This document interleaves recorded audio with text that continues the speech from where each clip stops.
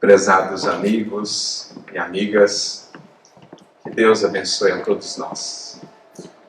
Nos sintamos nesta tarde envolvidos pela presença divina, amorosa, misericordiosa de nosso Mestre Jesus, que sintamos a espiritualidade presente neste ambiente, embalando a todos nós nesse clima de paz, de alegria e de esperança. É uma imensa alegria para mim poder estar mais uma vez aqui nos Estados Unidos, recebendo o carinho de tantos corações, conhecendo a novos, fazendo novos amigos, esperando retribuir de alguma maneira com as sementes do Evangelho, com as luzes do Consolador, que tem sido em nossa vida instrumento de libertação, estímulo para a jornada, força que não se esgota, riqueza de valor incomparável. Então, diante do quanto temos recebido, esperamos poder contribuir.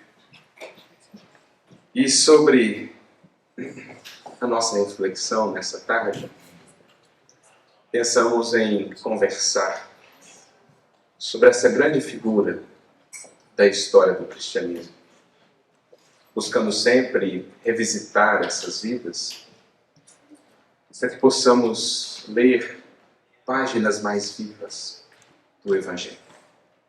O estudo do Evangelho, do Espiritismo, é sempre encantador, fascinante.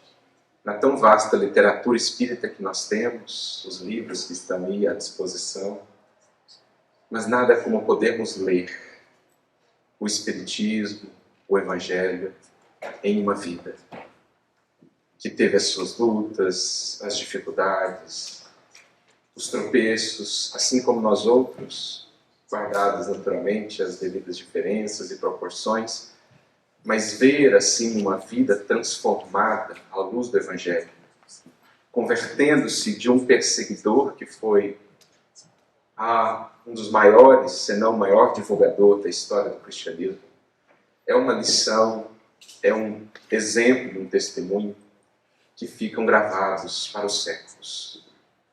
Então a gente vai a essas fontes, a essas referências, a fim de que sintamos também esse impulso, também esse estímulo para a nossa própria caminhada.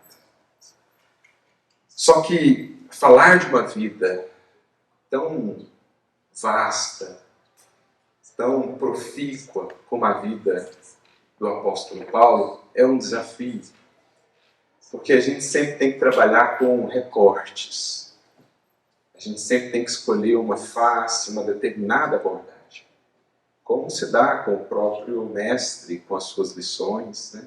Cada lição de Jesus permite-nos tantas perspectivas que a gente sempre vai fazendo o estudo por partes mesmo. Assim também em relação a essas vidas. Quando pensamos em Paulo, quando pensamos em Pedro, ou quando pensamos em um Francisco Cândido Xavier, em um Eurípides Barçanufo, em um Bezerra de Menezes, nós vemos almas que foram tão ativas, que foram tão abundantes em tantas áreas, em tantas frentes, que a gente começa a entender melhor aquilo que Jesus um dia falou para o próprio Paulo. Usa os poderes do Espírito. E essas almas usaram os seus poderes, os seus potenciais ao máximo. Não havia tempo perdido. Não havia oportunidade que deixavam passar para que a causa e a mensagem se engrandecesse. Então, cada frente que se abria era uma frente na qual colocavam ali o coração, empenhavam a vida, o compromisso. Então a gente vai fazer um recorte. E dentre as tantas possibilidades de analisarmos a vida de Paulo, nós quisemos nos deter numa ideia, num ponto-chave, do qual ele foi um dos grandes partidários, um dos grandes emissários, e que segue sendo para nós ainda um dos pontos-chave, um dos aspectos centrais em nossa tarefa cristã e espírita. Então a gente vai fazer esse recorte em torno dessa ideia que o moveu, digamos assim, e que até está relacionada com o título, com o nome que ele recebe, a alcunha de apóstolo dos gentios, que era o outro nome dado à época para todos os demais povos que não Israel. As gentes, os gentios, as nações. Então ele recebe esse título de o apóstolo das nações pela natureza da tarefa que desempenhou. Mas essa tarefa foi desempenhada nesses moldes por conta da ideia que ele pôde alcançar em torno do Evangelho de Jesus. E é sobre isso que nós vamos conversar nesta tarde, tentando nos situar também, cada um de nós que hoje trabalhamos na seara espírita, na seara cristã, tentando nos situar na tarefa que nos cabe, especialmente nesses tempos críticos que estamos vivendo da transição planetária, em que os espíritos, desde Allan Kardec, têm nos dito, são chegados os tempos. E às vezes escapa-nos ou não alcançamos toda a dimensão das transformações que estão propostas, mas que corações como esse já vislumbravam lá atrás. Naquele tempo, o seu olhar, digamos, iluminado pela luz do Cristo, conseguia devassar os séculos, vendo o programa do Evangelho. Penso mesmo que Paulo foi o primeiro, não vou dizer o primeiro, porque a gente vai ver que teve um antes, mas ele foi um dos primeiros a conseguir visualizar a magnitude do que o Evangelho propunha. Porque muitos dos outros apóstolos mesmo ainda nutriam uma visão um pouco mais estreita acerca da tarefa de Jesus, tanto no tempo como no espaço. E foi Paulo aquele quem foi quebrando essas barreiras. Foi Paulo chamado a essa expansão do cristianismo, porque ele conseguiu ver que o projeto era muito maior do que aquele simples contexto em que viviam. Ele conseguiu divisar além do seu tempo, além daquele contexto. Então é sobre isso que nós vamos conversar nesta tarde, pedindo que o Mestre nos inspire e também o Apóstolo das Nações possa nos ajudar. E a gente começou aqui colocando, mais a título de curiosidade também, essas duas imagens que são as duas mais antigas ilustrações do apóstolo Paulo que temos na tradição cristã. Essa primeira, do canto superior esquerdo, é uma imagem, uma espécie de afresco, de mosaico, que se encontra lá em Roma, na catacumba de Santa Tecla, e é uma imagem que os estudiosos atribuem ao IV século. Então, do que nós já pudemos descobrir até hoje em torno de Paulo, né, nas catacumbas, nas construções mais antigas que temos e tudo mais, essa seria a mais antiga ilustração do apóstolo Paulo que chegou até nós, lá do século IV. A do canto inferior direito é do século V, e encontra-se lá na cidade de Éfeso, também numa caverna, cujo nome até recebeu, né, esse título, Caverna de São Paulo, por conta dessa imagem que está lá. Então são as duas mais antigas ilustrações, apresentações do apóstolo Paulo que nós temos. Para a gente iniciar a nossa jornada, então, vamos voltar àqueles tempos e vamos aqui dar o devido crédito a um espírito que foi extremamente importante para a construção de Paulo enquanto apóstolo das nações. Alguém que, num primeiro momento, se configurou como um adversário da parte de Paulo, na época ainda Saulo. Estamos a falar de Gesiel, de Estevão, aquele jovem que ele pôde ver pregar pela primeira vez na Casa do Caminho e que o impressionou profundamente. A eloquência daquele jovem, as palavras vibrantes, o coração que extravasava pelo verbo, aquilo chegou a tocar o coração de Saulo, embora o orgulho relutasse em reconhecer a grandeza do que ele via. Embora também a sua visão ainda estreita no âmbito das ideias, em torno da revelação mosaica, por exemplo, o fizesse logo se colocar numa postura de resistência àquelas ideias que Estevão trazia, que ele, Saulo, julgava perniciosas, perigosas para o futuro da tradição mosaica, da primeira revelação. Então ele vive dentro de si, no seu coração, um contraste. Ao mesmo tempo estava admirado, mas também já ficava com um pé atrás, digamos assim, já ficava receoso com o impacto que aquilo poderia ter. E elege naquele jovem, então, um adversário. Até porque aquele jovem teve a audácia de enfrentá-lo no campo dos argumentos, né? De responder às suas indagações, quando ele, tentando diminuir aquela causa, tentando diminuir aquele movimento que se iniciava naquele encontro na Casa do Caminho, espera uma brecha na fala de Estevão para se levantar e dizer: piedosos galileus, mas que ideias insensatas são essas que vocês perseguem ou cultivam? Afinal de contas, quem era esse tal de Nazareno que vocês ousam colocar acima de Moisés? Não era ele um simples galileu? Não era ele um simples carpinteiro? Então Saulo recorre à ironia, ao escárnio, tentando diminuir aquela mensagem, aquele movimento nascente. Afinal de contas, o que de bom poderia vir de um simples carpinteiro, de um simples galileu? Estava simplesmente diante do maior movimento transformador da história da humanidade, que a sua cegueira não me permitia ver ainda. E Estevão, com presença de espírito, a mesma presença de espírito que Saulo também teria mais tarde, volta-se àquele doutor da lei, jovem prodígio do seu povo, e lhe diz: ainda bem que ele foi um carpinteiro, porque então, daí por diante, a humanidade já não estará mais sem abrigo.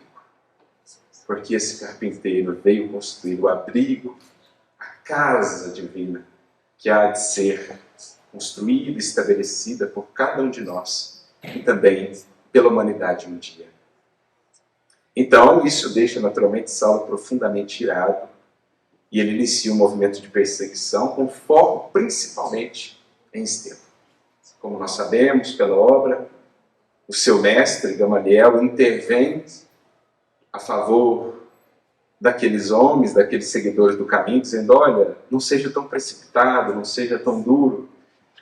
E diante dos movimentos de perseguição e de prisões que Saulo já havia efetuado, ele consegue, Gamaliel, pelo menos a libertação dos apóstolos, de Pedro, para que pudesse continuar o bonito trabalho de assistência na Casa do Caminho, que ele em pessoa, Gamaliel, havia ido conhecer. Consegue que João fosse libertado, mas Saulo diz: então, pelo menos exilado ele vai ser. Mas quando a questão era Estevão, aquilo vibrava nas fibras daquele coração orgulhoso, e dizia: esse eu não libero. Esse eu não libero. E aí nós vamos àquela grande cena que Emmanuel descreve com tanta beleza, deste homem sozinho diante do Sinédrio. Um jovem pregador, idealista, como vemos, um coração que já era cristão antes de conhecer o Cristo na matéria, porque certamente o conhecia já no mundo espiritual. Gesiel era o protótipo do Evangelho na terra antes do Evangelho aqui chegar. E a gente vê a coragem desse indivíduo diante do Sinédrio, debatendo com os mais poderosos de seu povo, sem recuar um passo, na fidelidade ao chamado da consciência. E aquela mensagem que havia abraçado com todo o seu coração. Saulo mesmo lhe havia dito: o Sinédrio tem meios de fazê-lo abdicar dessas ideias perniciosas. E Estevão havia respondido: o Sinédrio tem 1000 meios de me fazer chorar, de me fazer sofrer, mas desconheço no mundo força capaz de me fazer negar a Jesus Cristo. E ele vai com toda essa coragem, com todo esse vigor espiritual diante de tantos, um contra todos, mas um que estava com Deus, que estava com Jesus, E é de tal maneira firme e ao mesmo tempo sereno em suas respostas, que tira Saulo do equilíbrio.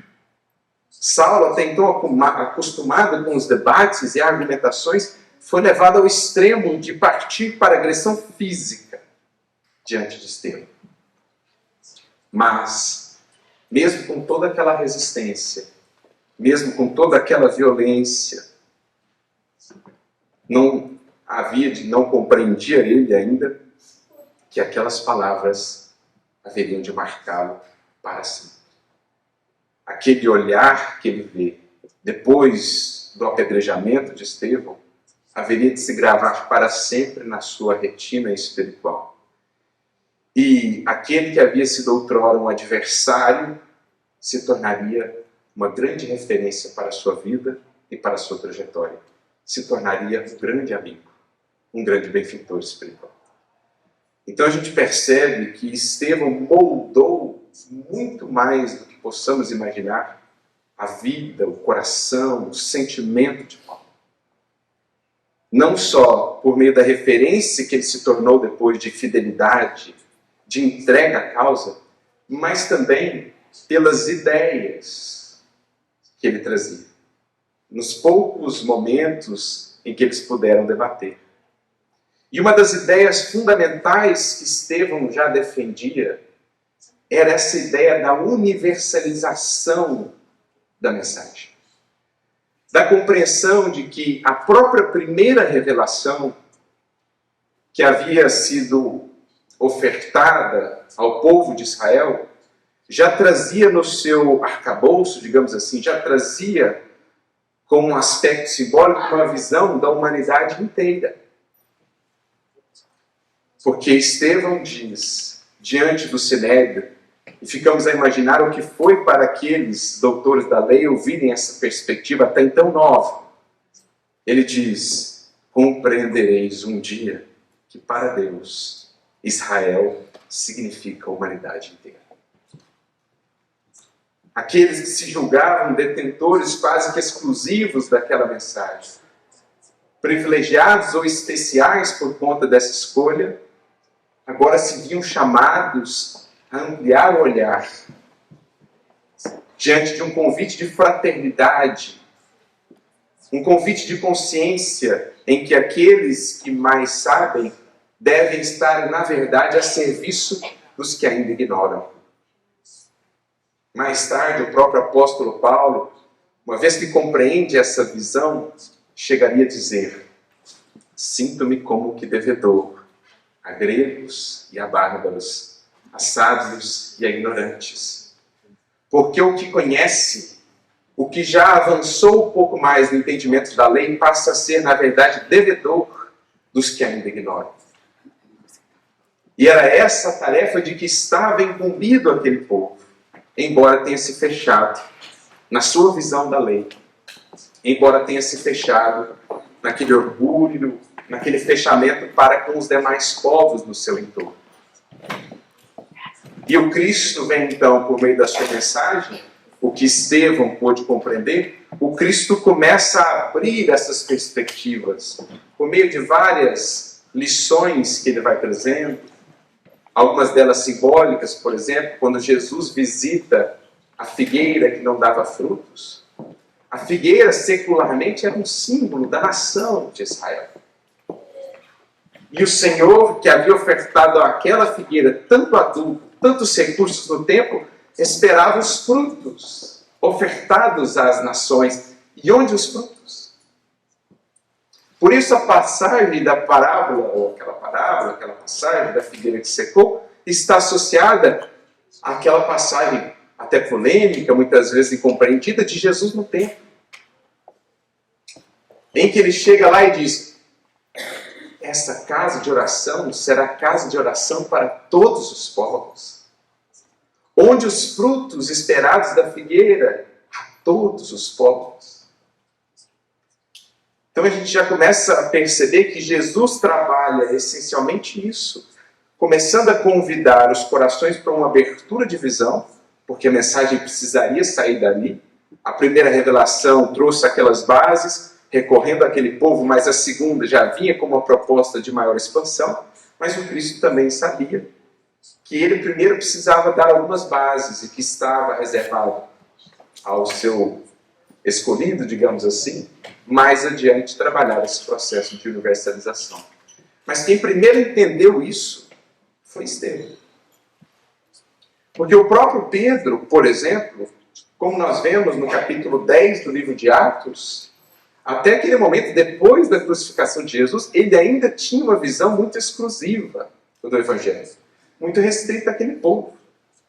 Nós temos aquela passagem muito simbólica em que Pedro está ali, na casa de alguns amigos, e ele é chamado de espiritualidade ao andar superior, e ele tem então uma visão mediúnica, em que ele vê ali alguns animais e tudo mais. Enfim, ele é recordado de alguns rituais de purificação que o povo cultivava, que o povo judeu cultivava, alguns outros animais que eram tidos por impuros, e ele ouve então uma voz do mundo espiritual que ele diz: não tornes tu impuro o que Deus purificou.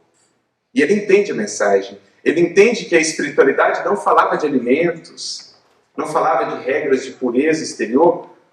No fundo dizia assim para ele: Pedro, você vai receber um convite daqui a pouco de um centurião para visitar a sua casa. E até então, na visão de Pedro, um judeu não entraria na casa de um centurião. Mas então a voz do alto disse: não tornes tu impuro o que Deus purificou. Já convidando a abertura de olhar para uma visão mais ampla de fraternidade. Uma renovação do conceito de próximo, como nós vemos no Evangelho, como Jesus nos traz na parábola do bom samaritano. Então, o primeiro a compreender isso, pelo menos do que temos notícia, é Estevão, porque ele já trazia isso na sua pregação anti-ocidente. Israel é a humanidade inteira. O nosso compromisso aqui é de abertura e de expansão. E é o que o próprio Emmanuel mais tarde confirmaria para nós. Toda aquela trajetória do povo de Israel, no Êxodo, no Pentateuco mosaico, é, na verdade, uma grande figura da trajetória da própria humanidade. Deixando o Egito da escravidão à matéria, aos sentidos, Mitzrayim no hebraico, estreiteza, deixando a escravidão do Egito, cruzando os nossos desertos interiores no laborioso processo de evolução em busca da terra da promissão, que não é um local físico no mundo, mas um estado de espírito. Tudo aquilo, portanto, era uma representação que Estevão já conseguiu alcançar. Entendendo que estava reservada a tarefa do Evangelho, a expansão para que, além daqueles limites culturais, étnicos, um convite a todos os povos para o banquete da fraternidade. Como Jesus disse, Lucas nos registrou no seu Evangelho: e muitos virão do Ocidente e do Oriente, do Setentrião, que é o Norte, e do Meio-Dia, que é o Sul, e sentarão à mesa do banquete do Rei. Essa é a frase que melhor define um dos núcleos fundamentais da mensagem de Cristo: o banquete da fraternidade universal. E essa ideia que Saulo ouviu um dia no Sinédrio, para a qual talvez ele não tenha dado muita atenção, mais tarde seria a ideia que o moveria em toda a sua atuação. Ele seria o grande arauto, ele seria o grande mensageiro do Cristo, convidando todas as nações ao banquete da fraternidade universal. O seu povo, porque ele também segue atuando junto do seu povo, mas também os outros, que até então muitas vezes não eram vistos ou mesmo considerados. E é muito bonito pensarmos nesse aspecto, porque quando vemos Saulo antes, nós vemos que ele tinha aquele ufanismo, também se limitava muito dentro daquela visão dos seus, do seu povo, daquele povo que deveria estar à frente dos demais. O seu anseio, como vemos no início do livro de Paulo Estevão, era dobrar o joelho de gregos e romanos à lei de Moisés. Então ele também tinha essa natureza de fechar-se muito dentro daquele contexto, daquela cultura. E, no entanto, Jesus consegue convertê-lo no coração que mais trabalhou pela expansão da mensagem, pela fraternidade universal, pela quebra de todas as barreiras culturais e linguísticas, pelo abraço, pelo complexo do amor fraterno. É interessante vermos como Jesus consegue levar esse coração de um polo ao outro, o que nos traz esperança, o que nos faz perceber que a fraternidade é possível e que ela será alcançada no mundo, porque ela é filha legítima do amor. Quem no amor passa a vibrar, quem pelo amor se eleva, vê além dos muros, vê além daquilo que nos separa, para enxergar aquilo que nos une e aquilo que nos convida a esse banquete de fraternidade universal. Então, Paulo é a prova viva de que sim, a humanidade, quando o amor de fato nos reger, haverá de alcançar um tempo, um modelo de vida neste planeta em que nos veremos como irmãos, em que não precisaremos mais de tantas barreiras, de tantas dificuldades para a interação entre um povo, uma nação, outro. Haverá um tempo em que livremente caminharemos por esse mundo, reconhecendo-nos todos como irmãos. Então esse é um dos núcleos, é uma sementinha que Saulo recebeu, àquele tempo ainda sem perceber o alcance que ela teria na sua vida, mas que moldou depois toda a sua tarefa. Vale, portanto, dar o crédito a Estevão de ter sido o primeiro a conseguir ver o Evangelho além de Jerusalém, além daqueles primeiros seguidores, vendo se expandindo a toda a humanidade, nesse entrelaçamento bonito de tantas culturas, de tantas trajetórias, de tantas experiências, entrelaçamento que só é e será possível pelas vias do amor. Então aqui começa essa trajetória, digamos assim, dessa ideia. E aí vem a construção desse emissário, então, dessa fraternidade universal. A construção do instrumento, a preparação, o programa que haveria de nortear toda a atuação paulina desde a sua conversão, desde o encontro com Jesus às portas de Damasco. E eu sempre me lembro, quando penso no programa fundamental que Jesus transmite a Paulo e que o norteou na sua vida, eu sempre me lembro dessa frase do Mestre para ele, que pode parecer assim tão circunstancial apenas, mas que na verdade traz toda a ideia do que é a tarefa com Cristo. Ele pergunta: Senhor, o que queres que eu faça? E a resposta de Jesus, ela vem, digamos assim, codificada, como muitas vezes se dá com os benfeitores espirituais, né? Muitos dos que, por exemplo, foram se aconselhar com Chico, ou orientações que por vezes recebemos da espiritualidade. A gente percebe que muitas criaturas dizem: olha, na época eu não entendi nada, mas depois eu fui entender o porquê. Porque as orientações realmente que chegam do alto, elas não vêm prontas, faça isso, aquilo e aquilo outro.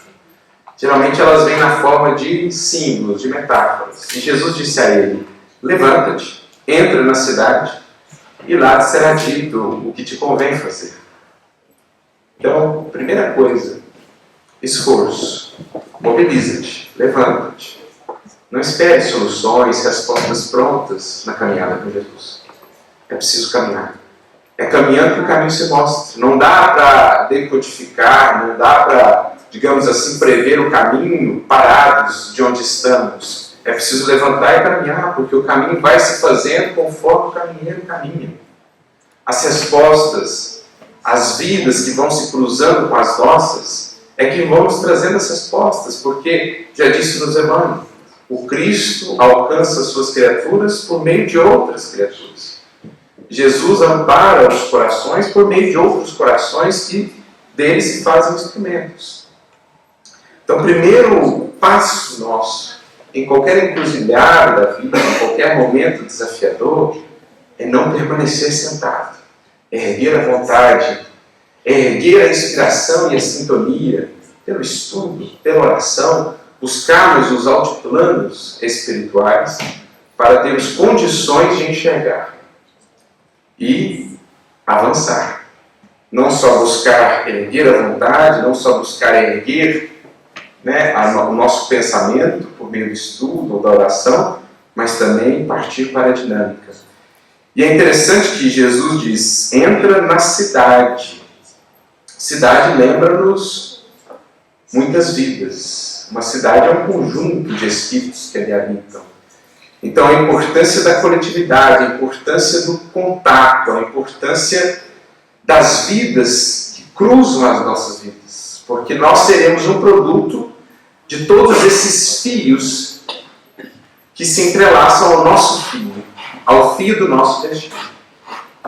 Recordo-me que certa feita um amigo me perguntava como eu definia assim, o título, talvez, né, a denominação que mais me fazia sentido a respeito de Paulo, dentre os tantos títulos que poderíamos dar, e eu me recordo que respondi apenas uma palavra: tecelão. Não pela profissão que ele veio a ter, né, depois de ter abandonado o Sinédrio e tudo mais, mas porque Paulo foi o tecelão por excelência. Ele conseguiu compreender que o nosso trabalho com Jesus, nesta encarnação, ou em qualquer circunstância, em qualquer tempo, ele será justamente o trabalho de aproveitarmos ao máximo cada fio que Jesus nos dá e fazermos disso um belo tapete. Cada retalhozinho que o Senhor nos dá e unirmos tudo isso numa coxa de retalhos. Cada cacozinho, né? Quando a gente pensa no mosaico, cada pecinha ou um quebra-cabeça, quem vai nos trazendo isso são as outras vidas ao nosso redor. É o contato com outros corações, que é o que a cidade aqui representa. Em outras palavras, você sozinho não vai alcançar todas as respostas. Você, em vivência isolada, afastando-se dos outros, não vai encontrar todas as peças para montar o quebra-cabeça da sua vida. Para compor o seu tapete, você precisa das outras vidas. A começarem por aquelas que estão mais juntas, mais próximas de ti, no teu lar. Aquelas que estão no centro espírita, na tarefa espírita junto de ti, elas têm fios fundamentais para a obra que você tem a realizar neste mundo. E sem esses fios, a sua vida, a sua obra não estarão completas. E qual foi a grande habilidade, portanto, desse apóstolo das nações?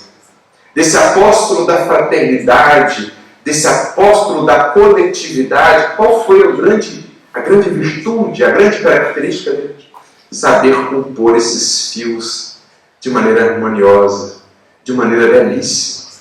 Porque esse homem conseguiu a proeza, gente, de naqueles tempos unir corações de todo o entorno do Mediterrâneo, de todas as classes sociais, de todas as condições, num ideal comum. Ele conseguiu essa proeza de unir pagãos e judeus, de unir romanos com os ditos oprimidos dos romanos, homens e mulheres, um dos primeiros a incluir as mulheres mais ativamente na obra, como vemos em Filipos, quando ele aceita a acolhida de Lídia e faz da casa dela a primeira igreja cristã, ou uma das primeiras, né, mas pelo menos que ele havia fundado, a primeira que ele funda no Ocidente. Homens e mulheres unidos. Ele conseguiu fazer isso, unir toda essa diversidade de culturas, trajetórias, experiências, numa obra tão bela de unidade no amor, de unidade em Cristo. Mas tudo isso ele foi entendendo com o passar do tempo. Por isso a orientação de Jesus: levanta-te, entra na cidade, isto é, vai à convivência, busca os corações, salve. E então você vai entendendo a natureza da tarefa. Assim conosco. Quando a gente se vê às vezes perdido, sem saber como, Jesus também nos diz: entra na cidade, vai à convivência, na casa espírita, vai à convivência conforme os caminhos que a vida vai te abrindo, e aí você vai percebendo que os fiozinhos vão chegando. Fique atento e veja qual pecinha cada coração que cruza o seu caminho tem que te dar. A gente vai vendo o quanto essas pecinhas vão encaixando justamente nas lacunas, justamente nos espaços. É aquele coração que chega e se torna um coração amigo de ideal, de valor inestimável. É aquele outro que passa e se converte numa dificuldade, mas que será depois o elemento, digamos assim, ou a fonte de aprendizado, de desenvolvimento de determinadas virtudes, que serão a fonte de alegria de amanhã. Então, é essa dinâmica que ele foi entendendo com Jesus, na execução da tarefa que lhe cabia, para que ele pudesse desempenhar esse ideal de universalizar, ele precisava aprender a conviver com os corações e a extrair de cada coração no caminho os melhores fios, a melhor parte. É aí que a gente vai vendo algumas cenas bonitas, por exemplo, na primeira experiência que ele tem depois da conversão, na comunidade de Damasco mesmo, uma comunidade bem singela, na casa de uma lavadeira. Ali compareciam à noite soldados romanos, carpinteiros, lavradores, se reuniam todos naquele ambiente da mais absoluta simplicidade. E aí Saulo ele se vê meio constrangido porque ele não sabia o que era conviver com os amigos, ele não sabia o que era fraternidade, porque, diz Emmanuel, até então as suas amizades estavam muito baseadas no interesse. Ele estava muito restrito ao mundo que funciona pelo jogo de interesses. Ou ele só conseguia ver até então o próximo como sendo aquele que era o companheiro do sinédrio, como quem era aquele do seu povo. Ali ele estava convivendo com gente de várias origens, pela primeira vez talvez, de maneira tão direta. Até coloca um bebezinho no seu colo, nem sabia segurar aquele bebezinho, ele fica constrangido e vê que todo mundo se preocupava com ele. Todo mundo se importava, abraçava, sem nunca ter visto ele. Aquilo para ele marcou de maneira inesquecível o seu coração. Ao final da reunião, depois que Ananias comenta o Evangelho, em torno de uma mesa, serve um pedaço de pão e um copo de água. E aí diz assim, Emmanuel, que para Saulo, aquele pão tinha o sabor da fraternidade universal. E aquela água que ele bebeu, sentia como se ela viesse diretamente do manancial do coração de Jesus. Ali ele começou a entender que o Evangelho é isso. É compor corações, é extrair o melhor, é fazer o trabalho do tecelão, é saber fazer da diversidade a beleza da unidade, do amor e da fraternidade.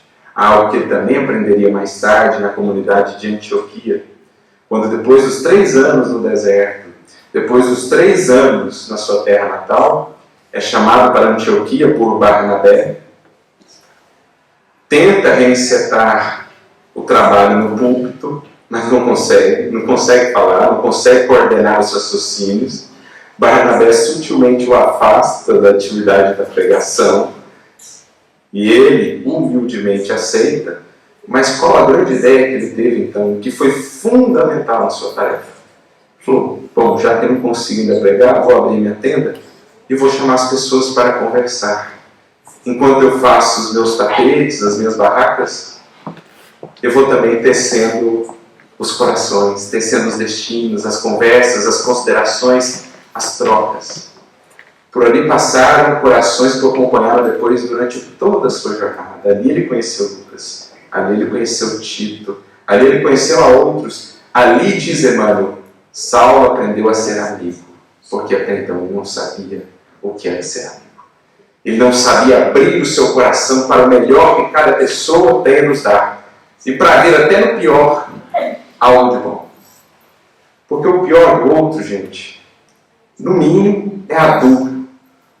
No mínimo é adubo para o Evangelho, para a planta do Evangelho que temos que cultivar em nós. O Emmanuel tem uma mensagem intitulada Monturo, em que ele fala assim, ele comenta um versículo de Jesus, em que o mestre dá valor até ao lixo, ao monturo. E o Emmanuel fala mais ou menos desses termos. Até o lixo do outro, isto é, a ofensa, o ataque, a incompreensão, a pior parte do outro, em nós, se quisermos, também pode ser boa. Porque a pior parte do outro, eu posso converter em mim, em adubo. O adubo é incômodo, é aquela coisa que você quer evitar, aquela coisa desagradável, mas olha a fertilidade que ele tem. Então, o que há de mais desagradável do outro, convertamos em adubo em nós. Também pode ser algo de bom, se soubermos aproveitar. Então foi mais ou menos esse o processo, o programa que Jesus passou para ele e que ele incorporou. Ao longo de toda a sua vida, ele foi esse grande tecelão, unindo os corações, juntando os corações e também as ideias para produzir um resultado que fosse belo, que fosse coeso, que fosse divino. Né? Não só os corações ele pôde fazer, mas também as ideias. Ele foi das mentes que melhor pôde abarcar a conexão da primeira revelação com a tarefa de Jesus e fazer as devidas conexões, o devido entrelaçamento dessas ideias. Inclusive, digamos, opondo ali uma barreira, né?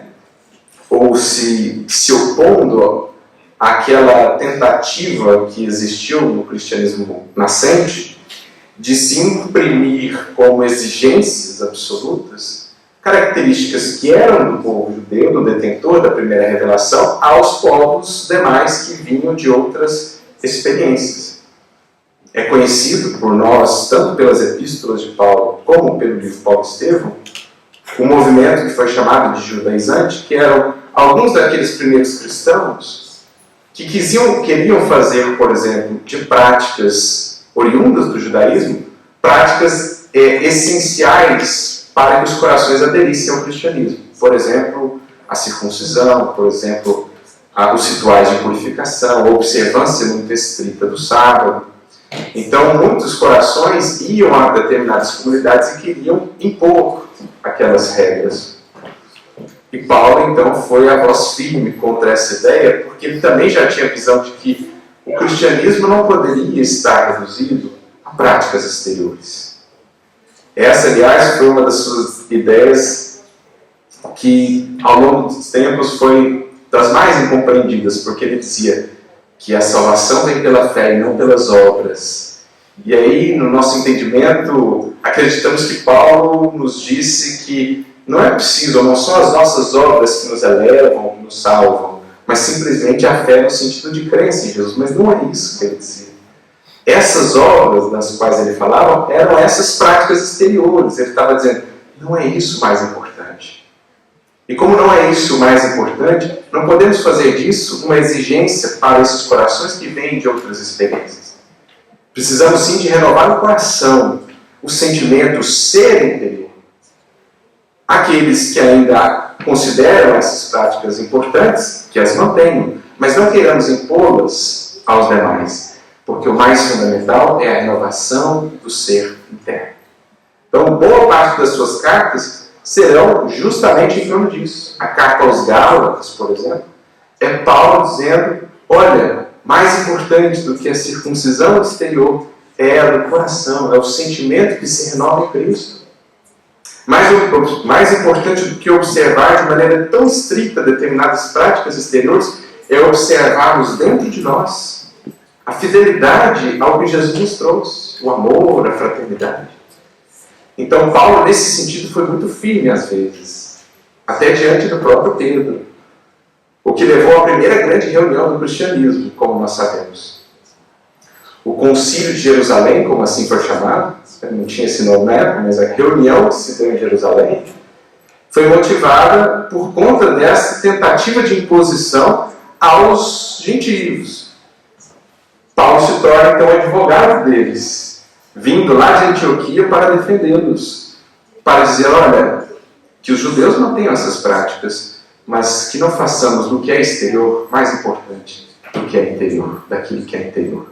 E aí nós temos o concílio, em que Tiago fica de um lado, Paulo fica de outro, os dois muito enérgicos na defesa de suas ideias, e o nosso querido Pedro no meio. Pedro, o conselhador. Pedro, o coração tão áspero e duro de outrora, convertido por Jesus, num poço de paciência, de ternura, de tato, que foi capaz de conciliar, então, e assim estabelecesse o acordo que foi tão fundamental para a história do cristianismo, como vemos pelo livro de Paulo Estevão. Então, Paulo, ele entendeu essa ideia, né, esse programa.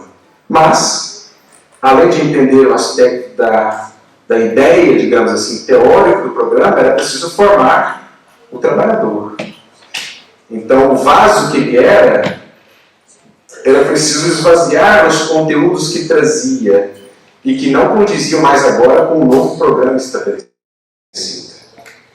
Então, quanto lhe custou esvaziar o seu coração dos antigos preconceitos, das antigas visões que ele nutria, e abrir-se para aquela renovação tão grande que Jesus faria nele, convertendo-o em perseguidor, de perseguidor no grande divulgador, convertendo naquele indivíduo tão fechado naquele universo, naquele povo, naquela nação, naquela visão, convertendo-o em alguém tão universal, tão à frente do seu tempo, no alcance que pôde divisar acerca das ideias do cristianismo.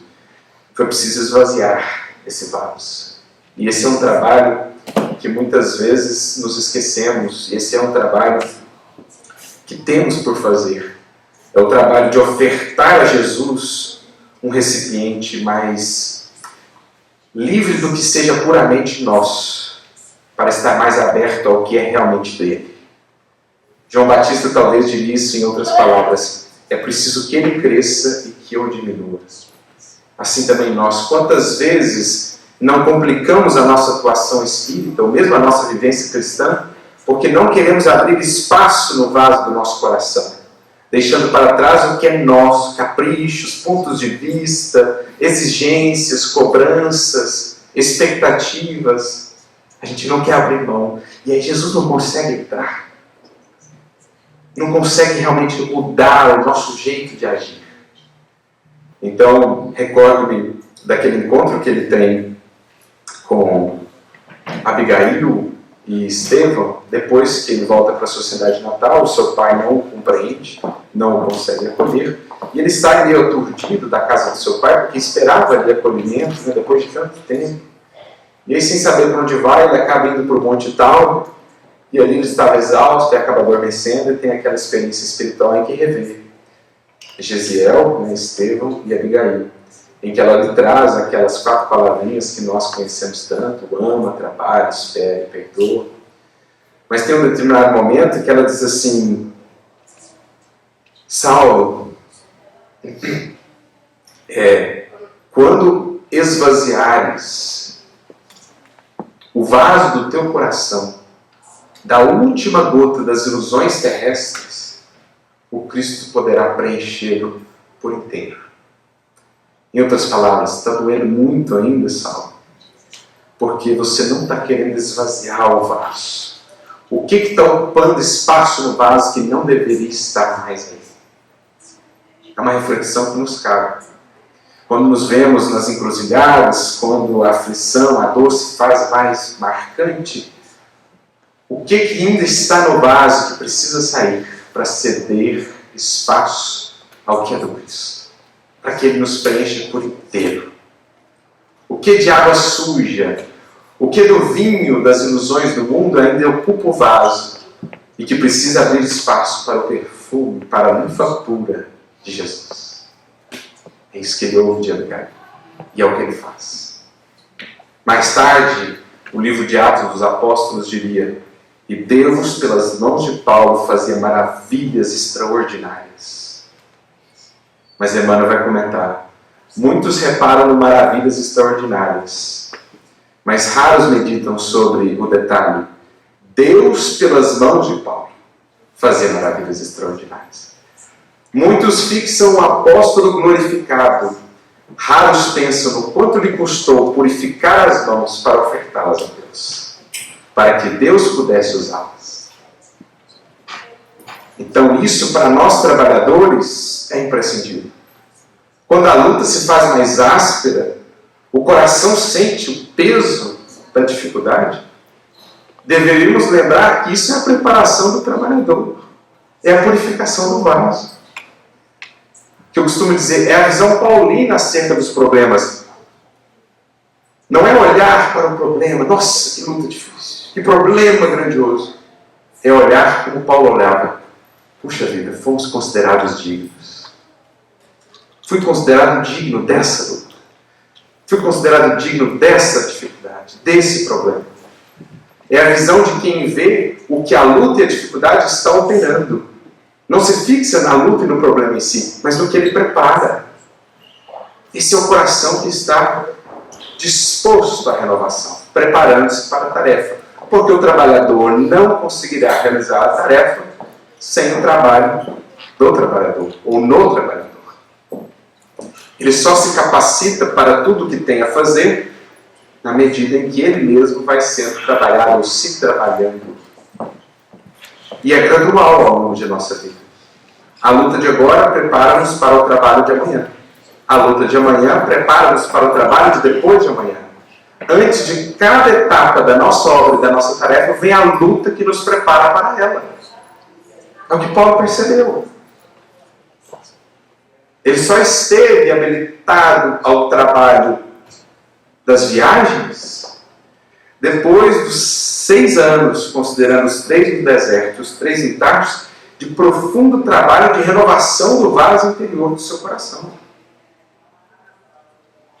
Não teria toda a resiliência que teve nas viagens e nas perseguições se já não tivesse deixado de lado muito do teor de amargura, de remorso, de ilusão que ainda trazia logo após a conversão.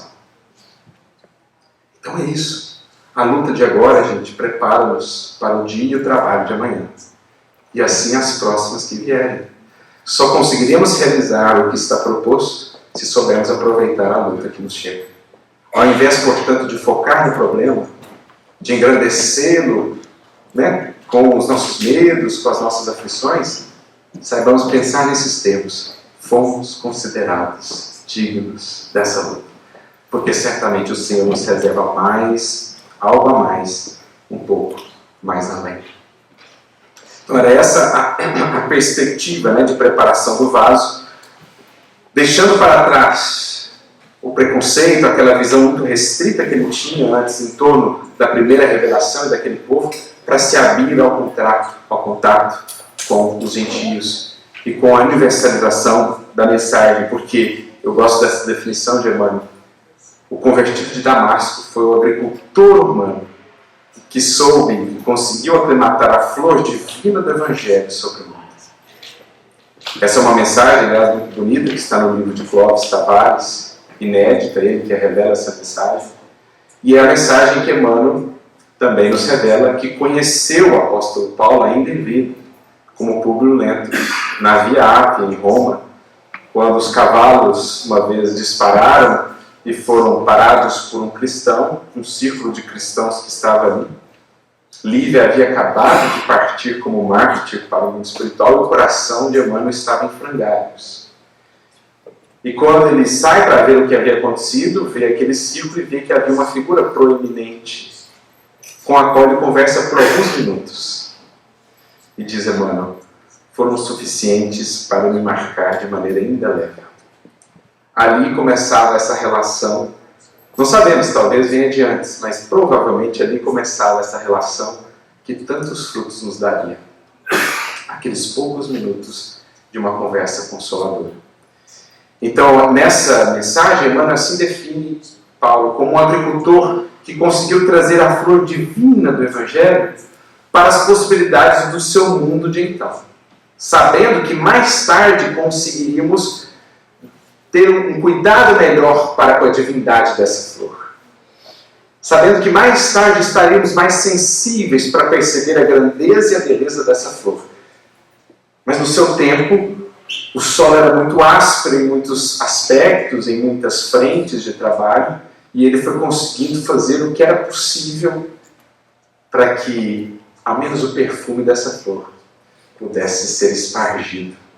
Onde ele passava, seja qual for o contexto em que ele semeasse essa divina flor. Então, teve esse trabalho tanto de alcançar a ideia, a fraternidade universal, fazer com que as criaturas consigam ver para além daquilo que as define transitoriamente no mundo, é a meta do Evangelho. O convite a esse banquete da universalidade, do amor, da fraternidade.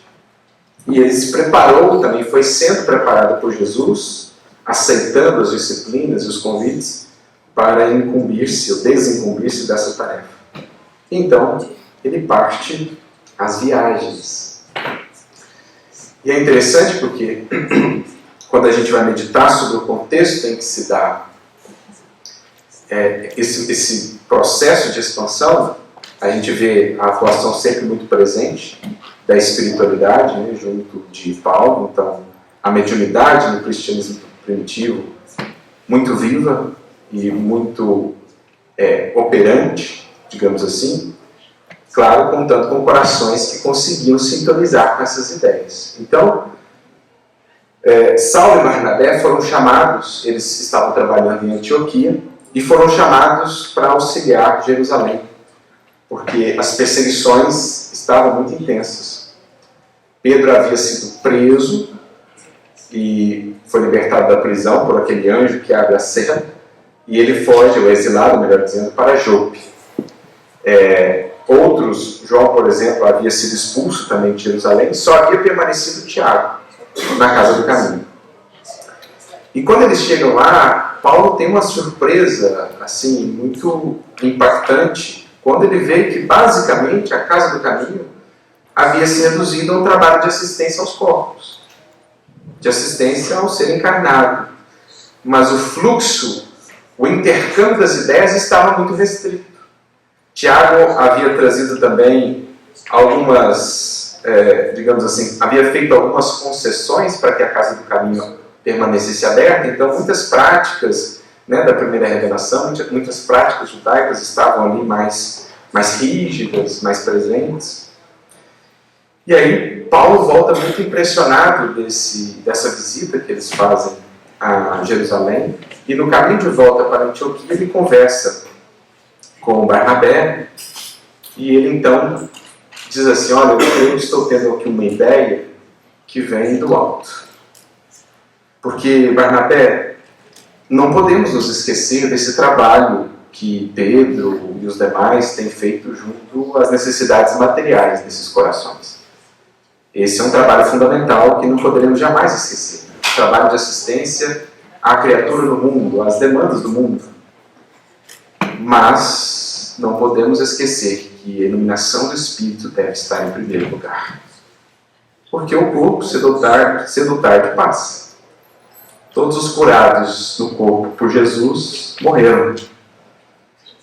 Então, são problemas que a gente deve atuar no sentido de minorar, de aliviar as dores, mas não são os problemas fundamentais do ser. O problema do ser e do destino, como nos diria Leon Denis. Então, Paulo já tinha essa visão. A iluminação do Espírito deve estar em primeiro lugar. Por que ele acrescenta? Porque o coração que traz o Cristo, o Evangelho dentro de si, até a sua noção de sofrimento é renovada. Onde antes ele via só problema, agora ele vê material de trabalho. Ele vê agora ocasião de renovação, de aprendizado, de serviço. Então, o simples fato de já trazer o Cristo e a compreensão do Evangelho em si já renova a própria leitura que a criatura tem dos seus problemas e da sua dor. Se isso for uma compreensão mais profunda. Então ele começa a falar disso e dizer assim: olha, se a gente deixar o cristianismo só aqui em Jerusalém, sujeito a essas perseguições, a essa tentativa de abafar, né, das antigas correntes, das antigas ideias, o cristianismo vai morrer. Nós precisamos expandir. E aí que ele fala para Barnabé: Jesus afirmou que os seus discípulos viriam do Oriente e do Ocidente. Temos necessidade de buscar os gentios onde quer que se encontrem. Só assim reintegrar-se ao movimento em função de universalidade. Olha a visão que o movia. O movimento em função de universalidade. O Cristo que se expande, a mensagem que consegue conciliar as divergências, diferenças, diversidades no espírito da fraternidade e do amor. Necessitamos levar a notícia de Jesus a outras gentes, ligar as zonas de entendimento cristão, abrir estradas novas. Porque há um comentário até interessante de Emmanuel, quando ele lembra aquele versículo do Cristo, né? Eu sou o caminho, a verdade e a vida. O Emmanuel destaca só o início do versículo: eu sou o caminho. E ele faz um comentário muito interessante em que ele diz assim: uma região, uma zona sem caminhos é uma zona paralítica, estagnada no tempo. Uma cidade que vivesse só isolada, ela estaria empobrecida de muitas possibilidades. O que move o mundo, o que tem movido a civilização e as sociedades, serão os caminhos que vão sendo construídos, as trocas que vão sendo possíveis. As navegações, o impulso que a humanidade teve, embora todos os equívocos, mas o impulso que a humanidade teve pelas trocas, pelo intercâmbio, em todos os tempos, as caravanas de outrora, ali mais contidas na Europa, na Ásia, mas depois que a gente consegue ligar o planeta, e hoje, em nossos tempos ainda mais, com os recursos da tecnologia, todos esses caminhos que se abrem são caminhos, são como que veias por onde flui o sangue da renovação espiritual, as trocas, os intercâmbios. Então é isso que Paulo vivia. Para que o organismo do cristianismo permanecesse vivo, a gente precisava desobstruir esses caminhos, essas veias, ou construir novos campos de ligação, elementos de ligação.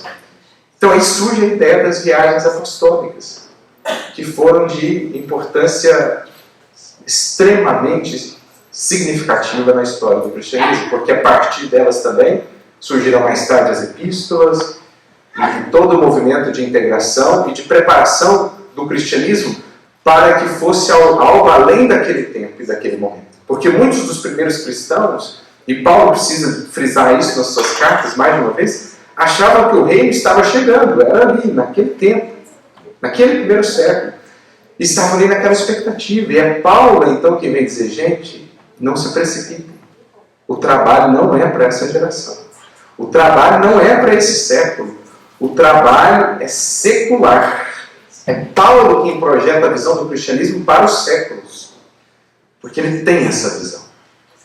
Então, nós estamos fazendo aqui o trabalho de base, nós estamos fazendo o trabalho de conexões para isso. E ele sai, as viagens, aqui está um mapazinho das suas 3 viagens mais conhecidas. Essa última aqui é a viagem para Roma, mas tem mais uma viagem que não está colocada aqui, que é a viagem dele para a Espanha, para a região de Tortosa, que o mundo cristão, de modo geral, não conhece, a não ser nós, pelo livro Paulo Estevão. Existem tradições que às vezes mencionam que ele poderia ter ido até lá, passando até pelas Galhas também, e ele passou ali pelo sul da França também. Então temos uma outra viagem que não está aqui. Tinham os estudiosos que percorreram ele mais de 15.000 quilômetros nas suas viagens, sem quaisquer formas de conforto, como as temos hoje, nada de ar-condicionado, de avião, a pé, sandálias, jejuns, fomes, privações, naufrágios, sem contar os problemas que ele arrumava no processo, saindo muitas vezes das cidades que entrava sob pedradas, chibatadas e perseguições. É sublime pensar na força que a fé pode ter e dar um coração. É impressionante quando a gente volta-se para essa vida e vê o quanto esse coração esteve a serviço. Mas ele conseguiu isso, conseguiu essa tarefa tão universal, porque também, de certo modo, havia sido preparado para isso. Porque, no seu tempo, Paulo era literalmente um homem universal. E a gente vê o planejamento do mundo espiritual para a tarefa a ser cumprida depois. Como diz Emmanuel, no livro A Caminho da Luz, ele foi chamado para se tornar um elemento poderoso de universalização da doutrina, tanto pelas viagens como pelas epístolas. E a sua vida já trazia esse indicativo, porque Paulo era um homem dos 3 mundos, então, aqui representados. Primeiro, Jerusalém, o mundo hebraico, o mundo hebreu. Ele que era desse povo, que havia sido formado sob a tutela de um dos maiores mestres desse povo, conhecia a fundo a primeira revelação, o que permitiu a ele fazer muitas conexões com a mensagem de Jesus e entender qual era, de fato, o programa de Jesus. Então ele tinha essa formação judaica, participava pelo nascimento e pelo estudo do mundo hebreu, mas também participava de um mundo muito importante daquele tempo, que era o mundo helênico, que havia se expandido por todo o entorno do Mediterrâneo, principalmente pelo trabalho de Alexandre o Grande, Alexandre Magno, que havia tornado o grego, por exemplo, a língua universal daqueles tempos, no entorno do Mediterrâneo, que havia difundido a cultura helênica no entorno do Mediterrâneo. E Tarso era uma das cidades, digamos, com esse caráter mais universal. Nós tínhamos, por exemplo, as escolas em Atenas, as escolas em Alexandria, da filosofia grega, e Tarso era outra cidade no mundo de então, que também albergava mestres atenienses. Então Paulo cresce sob esses auspícios também da filosofia grega, que ele vai citar em epístolas suas, por exemplo, Parmênides e outros filósofos conhecidos.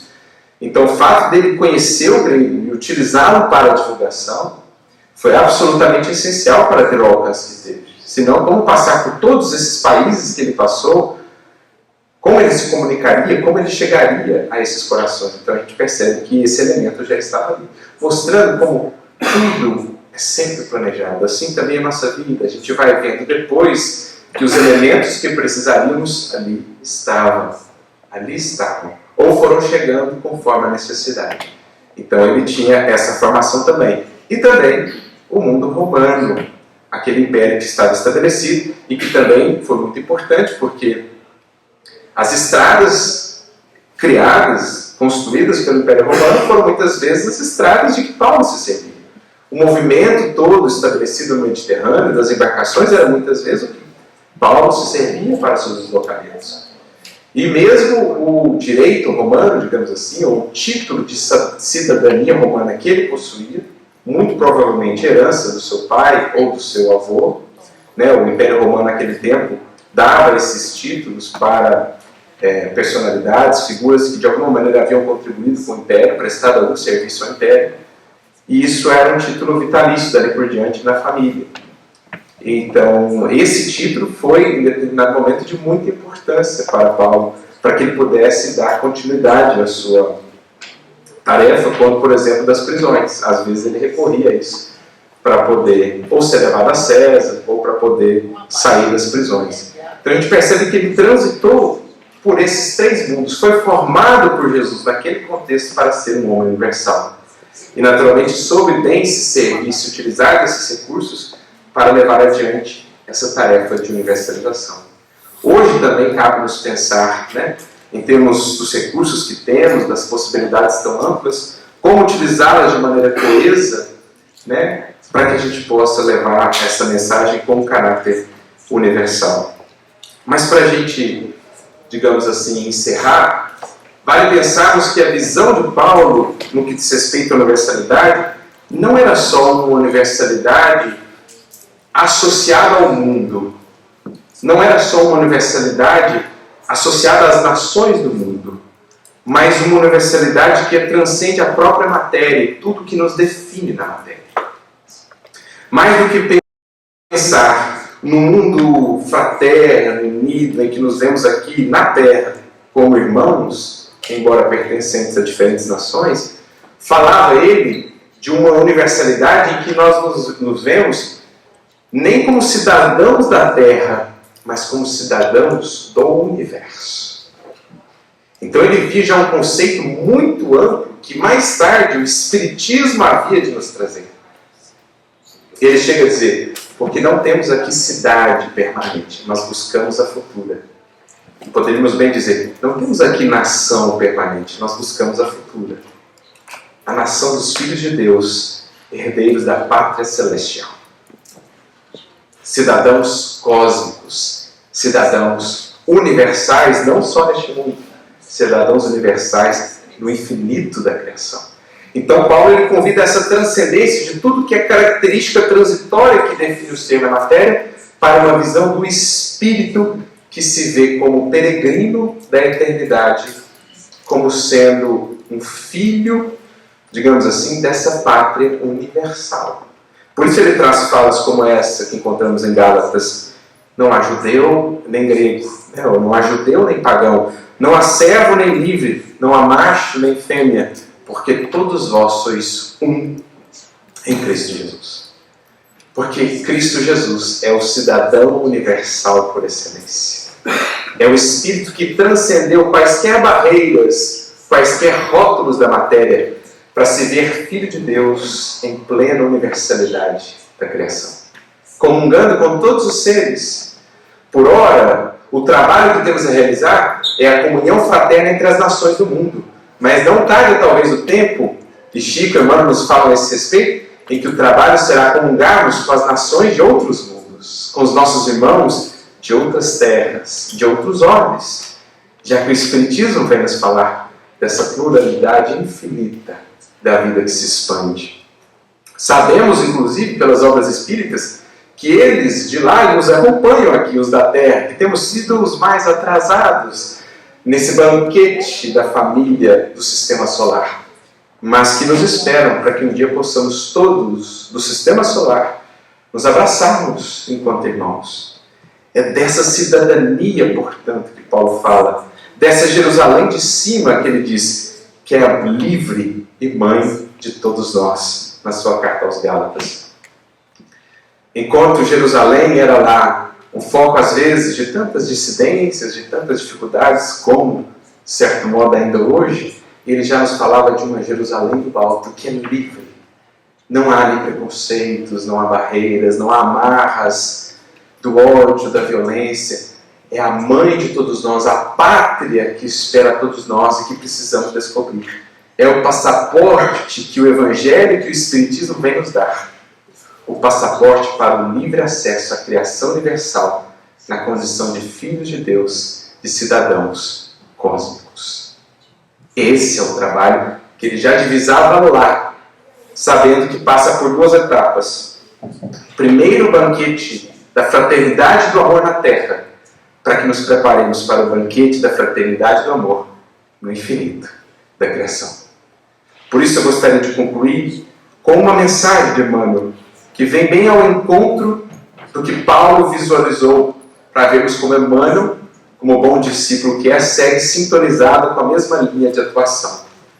E em descrevendo os nossos tempos, Emmanuel, uma mensagem muito interessante que está no livro Esperança e Luz, capítulo 3, chamada Sentinelas da Luz do Santuário, falando dos nossos tempos, Emmanuel nos diz: fala-se no coletivismo, recolhendo-se cada qual no exclusivismo feroz.